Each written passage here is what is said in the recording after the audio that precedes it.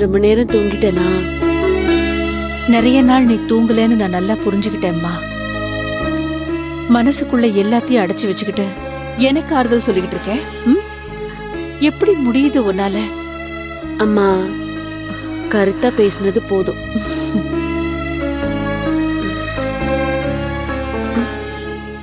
ஆமா, நான் வந்ததுல இருந்து பாக்குறேன், வீட்ல ஒருத்தரையும் காணோம்.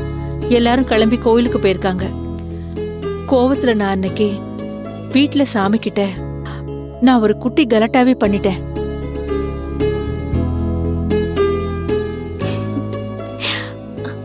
அதுக்கு பிராயச்சித்தம் பண்ணவும் பிரச்சனையை சொல்லி அழவும் போயிருக்காங்க. சாமி கிட்ட கலாட்டாவா? அக்கா, அதெல்லாம் சொன்னா கதையா எழுதலாம். அடேங்கப்பா, என்ன ஒரு ஆவேசம். சரி, இப்படி உடம்புக்கு முடியாதவங்கள, சாப்பிடாம இருக்கிறவங்கள தனியா விட்டுட்டு நீங்க எல்லாரும் ஒட்டு மொத்தமா வெளியில போறது நல்லவா இருக்கு? ஏய், நாங்க போறதாவே இல்ல. அப்புறம் அம்மா சொல்லிதான் போனோம். போனதும் நல்லதா தான் போச்சு. பவித்ராவ அங்க வச்சு பார்க்க முடிஞ்சது.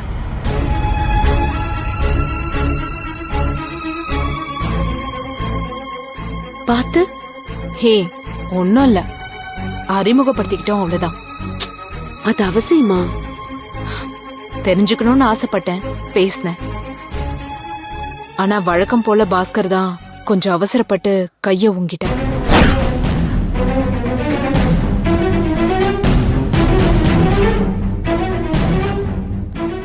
வேற எதுல எப்படியோ இந்த பிரச்சனையில அவன் ஆத்திரப்பட்டது சரிதான். மா, அது தப்புமா. யாருக்கும் இந்த மாதிரி அடிதடி தகராறுன்னு இறங்க தெரியாம இல்ல, பொறுமையா இருக்கணும்னு முடிவெடுத்திருக்கோம்.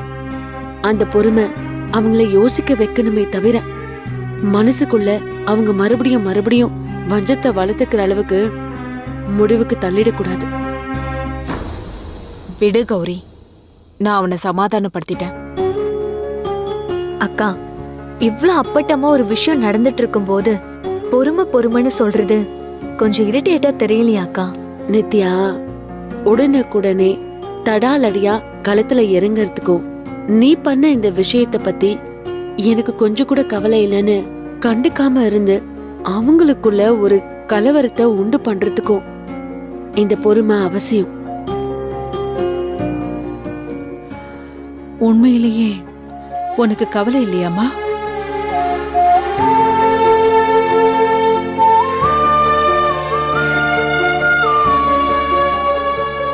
கௌரி,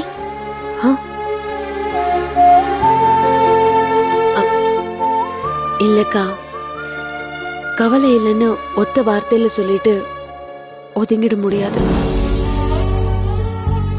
அழுது புலம்பி ஆர்ப்பாட்டம் பண்ணி அத்தைய அடுத்தடுத்த முடிவுகளுக்கு நான் தள்ளிவிட வேண்டான்னு யோசிக்கிறேன். அதையும் தாண்டி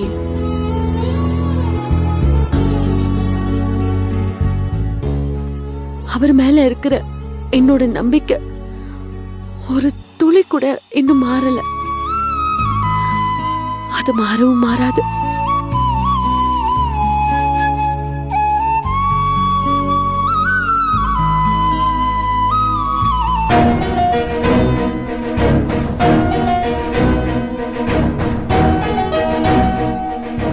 எனக்கு ஏதாவது நல்லது பண்ணணும்னு நினைச்சு அவரை ஏதாவது வகையில அசிங்கப்படுத்தணும்னு நீ நினைச்சனா இந்த அக்காவை நீ மறந்துட வேண்டியதுதான். சொல்றது புரியுதா? அக்கா, உனக்கு ஏற்பட்ட கொடுமையால அம்மா படுற அவஸ்தையை கண்ணால பார்த்துட்டு இருக்க முடியலக்கா. ஏதாவது ஒரு வழியில ஒரு முடிவு பிறக்காதான்னு மனசு அல்லாடிக்கிட்டே இருக்குக்கா. அதனால ஒன்றும் இல்லை, நியாயமான முறையில ஏதாவது செஞ்சு பார்ப்போம் தான் போலீஸ் ஐடியா சொன்னேன்.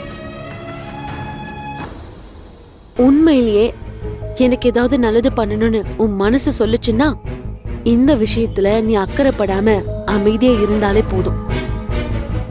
அதையும் மீறி ஏதாவது கலாட்டா பண்ணிதான் தீரணும்னு நினைச்சா ஏற்கனவே சொன்னதுதான், இந்த அக்காவை மறந்துரு.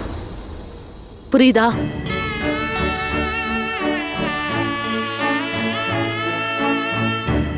விடு கௌரி. அவனுக்கு எடுத்து சொன்னா புரிஞ்சுக்குவான். பெரிய பெரிய வார்த்தையெல்லாம் பேசாத. டே அமைதியா இரு. ஏன்டா அழுவுற?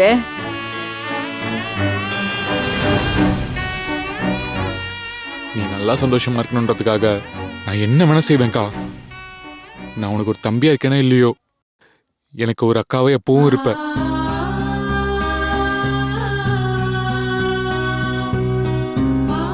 டேய்,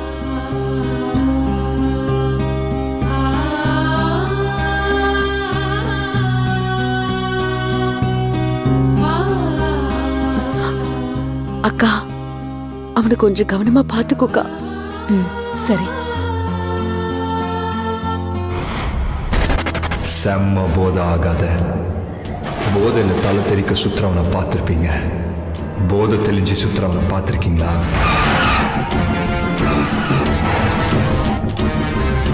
மதுரைக்காரனுக்கு பயமா? பயம் சொல்ல முடியாது, ஒரு மாதிரி பதட்டமா இருக்குடா.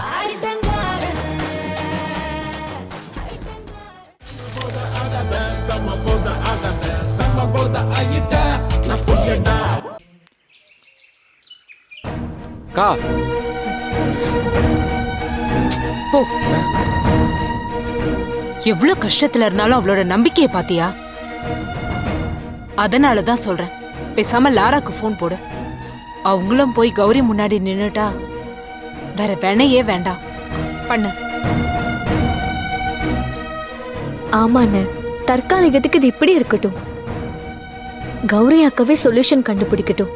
முடியலையா, நாம ஏதாச்சும் ஒரு வகையில உதவி பண்ண ட்ரை பண்ணலாம். அது வரைக்கும் ப்ளீஸ்ண்ணா. பாஸ்கர் போன் பண்ண. பண்றா.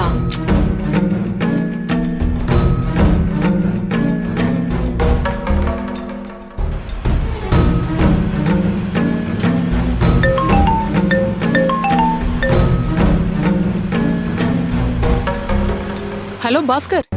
சாரி, என்னோட வேலை இன்னைக்கே முடிஞ்சிரும். அதுக்கப்புறமா கௌரி கிட்ட பேசுறேன். நிச்சயமா ஒரு நல்ல முடிவு கண்டுபிடிக்கலாம். ஓகேவா?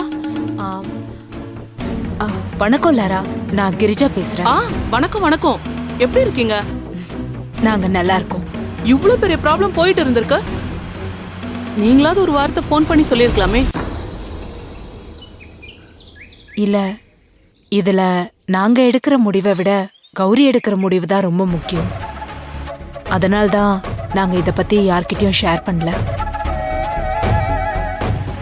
எங்கேங்கிறது ஓகே, ஆனா என்கிட்டயும் வாங்கிறது தான் கேள்வி. ஐயோ, அவசியப்படலன்ற முடிவுல அவளே இருக்கும்போது நாமளா வெளியே போய் எதுவும் பேச வேண்டாம்னு விட்டுட்டோம், அவ்வளவுதான். நீங்க எதுவும் தப்பா எடுத்துக்காதீங்க. தப்பா எடுத்துக்கல. வேண்டப்பட்டவங்களுக்கு ஒரு பிரச்சனை தெரிஞ்சிருந்தா நம்மளால என்ன முடியுமோ அதை செஞ்சிருக்கலாமே. அதான், வேற ஒண்ணும் இல்ல. சந்தோஷங்க. எப்படியும் முடியாத பட்சத்துல உங்ககிட்ட தான் வந்திருப்போம். ஆனா இப்போ சொல்லுங்க. நான் இப்போ கௌரிய மீட் பண்ண வேணாம்னு சொல்றீங்களா? அப்படிதான் சொல்றாங்க மேடம். லாரா, இப்போ அவளோட விருப்பத்துக்கே விட்டுருவோம். முடியலன்னு ஒரு வார்த்தை சொல்லிட்டாலும் கூட அடுத்த வேலைகள்ல நாம தாராளமா இறங்கிடலாம். அந்த நிலைமையில கண்டிப்பா உங்களோட முழு உதவியும் எங்களுக்கு தேவைப்படும். கண்டிப்பா. என்ன இப்படின்னு தெரிஞ்சும் அடுத்த ஸ்டெப் யோசிக்க முடியாம லாக் போட்டுட்டீங்க. ஐயோ, லாக் எல்லாம் இல்ல. இது ஒரு சென்சிட்டிவான இஷ்யூ. அதை நீங்க ஈஸியா புரிஞ்சுக்குவீங்கன்னு தான். கவலைப்படாதீங்க, தெளிவா புரிஞ்சுக்கிட்டேன். உண்மையை சொல்ல போனா நீங்க உள்பட வேற யாரும் இந்த விஷயத்துக்குள்ள வர வேண்டிய அவசியம் ஏற்படக்கூடாதுன்றதுதான் என்னோட பிரார்த்தனை. டவுன்லோட் செய்யுங்கள் Raj digital TV OTT app. வருடத்திற்கு வெறும் 299 ரூபாய் மட்டும்.